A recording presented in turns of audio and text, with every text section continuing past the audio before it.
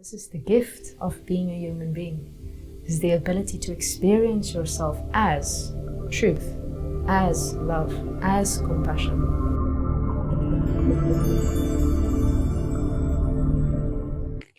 If you can imagine, this is so exciting.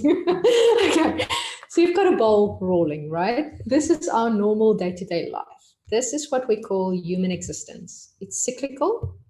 And it keeps going in the same direction. And you're not actually going anything. You're like in a hamster wheel and you're just running around in circles. Technically, that's what we're doing. That's what we're doing in human life, okay?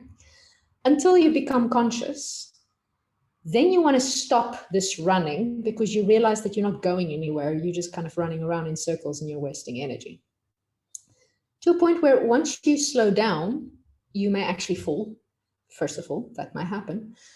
But what happens is this thing that's been spinning so fast in this direction starts slowing down where it becomes heavy at the top. And this starts happening. And then this starts happening.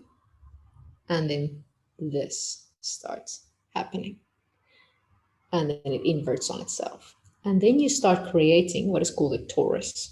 Okay, so with this, imagine a circle, right? Circle.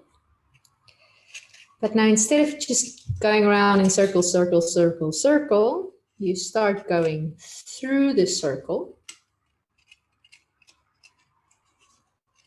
and you're going out the other side like this. Okay. And you're pulling through what used to be a boundary here energetically, and you're going through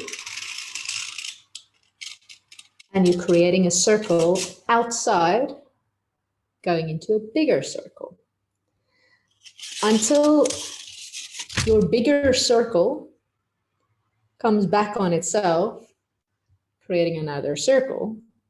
But you start creating a torus, which is never ending flow of energy, which means what normally would happen, as Arwa said, it's like you're contracting energy. You're contracting it in order to be able to expand.